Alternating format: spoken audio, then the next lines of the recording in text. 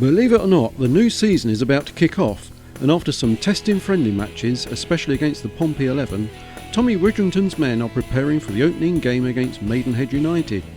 We caught up with Tommy as he met with one or two of the fans to hear about the new players and his views on the season ahead.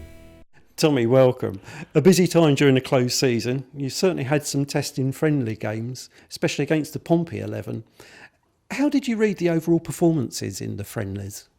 Well, I think it's always difficult to judge the performances in the matches at times, because certainly early on in the pre-season you're putting together players who you do know because you've retained them from the previous season, but as is the case with all clubs at this level, you tend to invite a lot of players in with an opportunity for themselves to prove that they're good enough to join the squad, and we're no different to that. Early on, you know, I didn't take much notice of the results, to be honest. In fact, I was in Austria with the academy for 1 week where we played down at Worthing. So whilst I was still in contact with Sean and getting all the feedback from all the individuals and the trialists, like I said, it's only these last couple of weeks where you tend to want to turn your performances into results as well and get into that sort of winning mentality.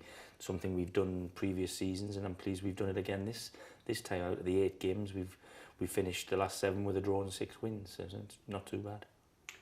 As you say, you're out in Austria, and when you came back, you signed Miguel Baptista. And in fact, there has been some hellos and goodbyes as well as Miguel. There was goodbyes with the departure of Simon Johnson. Has it been a difficult time reblending the team? Well, I think you're always going to have one or two ins and outs. And again, I'm pleased that the ones that have gone out and come in are more of my choice rather than the player's choice. Matt Aldred was always going because he was off to America to pursue something different. Simon's decision was his. We offered him a new deal, and he decided to look at pastures new. I've got no gripes at all with that. I mean, Simon did a great job for me while I worked with him as his manager, and we had a good relationship, and I wish him well. I will say that the lads that we've brought in, I think this season, in terms of Craig Stone from Dover, Nathan Collier from Dartford, and Miguel, obviously the foreign import, for want of a better expression, I think they're far less a risk than in previous seasons. All 3 have played at much higher levels than this, and been in their teams at their respective previous employers. So, you know, they're coming with ambition themselves to help us continue on our path, and which is to keep on progressing, and hopefully that progression at some stage will take us out of this league. So a little bit of disappointment with Simon moving on, but tempered with. I don't like using the word disappointment, because I'm as you know, I was as pleased with Simon when he was here as I was with many other players previous seasons. The fact that Simon is a local lad probably brings a little bit more of, you know, opinion on it and stuff like that. But there is no opinion. We're a football club, and football players, managers, and coaches come and go. And Simon made that decision. Like I said, he was almost an ever-present for me over the 3 years that I've worked with him, and I had a great working relationship with him. Like I said, Maidstone have gone and got a player there that is a good, solid Conference South player, and I think from their point of view, it's a very good signing. So you've had a couple of seasons to compare and build on ideas. Did that influence your signings this year?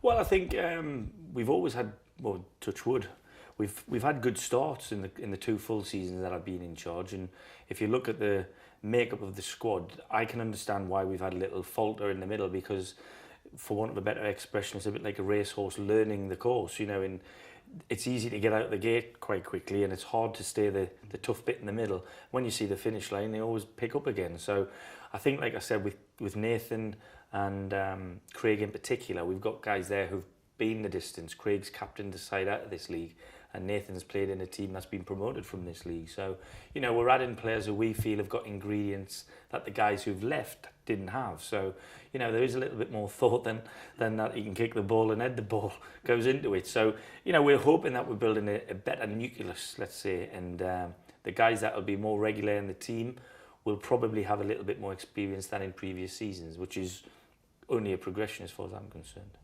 So you mentioned like a racehorse, they're learning the course. I mean, do you feel that they're closer to the finishing line Yeah, well, I mean, racehorses need races to get better and to be able to go that little bit longer for the course they're being, for the race they're being trained for. It's no different in football. You know, Ian Simpemba, touch wood, if he stays healthy and fit, he'll pump out 40 games a season, no problem, because he's been doing it for 10 years. Whereas Sam Beale, for instance, last season started excellently well, struggled a little bit with an injury in the middle and found it difficult to get back to where he was, but did by the end of the season. Now, this time I hope he can go a little bit further at the level he started last season. If that's the case right through the board, then as a team and a squad, we should be able to carry on our start, assuming we have a good start, a little bit further than last year. Well, we'll keep our fingers crossed for a good start again. Yeah. I mean, looking at the season, obviously the league is the bread and butter, and that's the important thing. Are you maintaining your mantra of a cup run? I'd rather we not talk about the cup run because it seems to put the mockers on it all the time. That said, you know, if you look last year, we actually got through 2 rounds and we came very close to beating Dover here in the first game. I thought we were the better side on the night, and we lost very narrowly at the Crabble, only 1-0. So, you know, if you look at where Dover went in that competition, it's sometimes you look and think, oh, there for the grace of God, go us. And they were fortunate enough, if you like, to get a home draw against Morecambe, which they did well to get through, and then they beat Cheltenham Town to land Crystal Palace. I mean, I would love to deliver something like that here at this football club, and when that time comes, which is I know when it is, don't worry, I know when the cup game is, we will hopefully, you know, progress at least the first, but we want to get through to that first round of the FA Cup if we can, because once you get there, you really are, you know, close to getting a dream draw. And we're no different to any other club at this level of football. We'd love to have a great cup run. And myself, I've been quite a long way as a player in that competition, I'd love our lads to experience that cup fever, and because I know the town would take to it, and it'd be great for the football club. Yes, I mean it would be terrific. But I mean, getting back to the big kick-off on Saturday against Maidenhead United, it doesn't look like such an opening set of matches with trips to Dartford and then back to Maidenhead. What's the team news as far as you're concerned? Well, we will be taking every game as it comes, to be honest with you. We've been concentrating on the first game. I know Dartford is only 3 days away, and then Wealdstone's a few days after that. But we, as a squad, we've got to look at what we can do to get off zero, because if you look in the month of August, which we're already sitting here now on the 6th, by the time the season starts, there's only 3 weeks left of August, but we will have played almost a sixth of the season by the end of the month, which I think is quite astonishing, really. There's no other level of football at the top end of any football association in the world that would expect that. So for a part-time league, if you like, or most of the teams, or some of the teams in this league which are part-time, is a very difficult ask. We have a 16-man squad, and undoubtedly someone will get injured or suspended, or something's going to happen.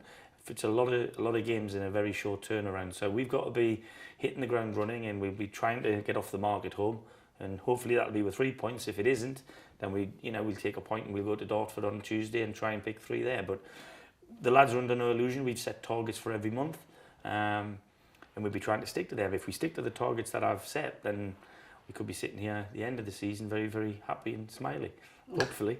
Well, fingers crossed, and we'll drink to that one. Tommy, thanks ever so much for your time. No problem. Cheers, thanks. Bye-bye.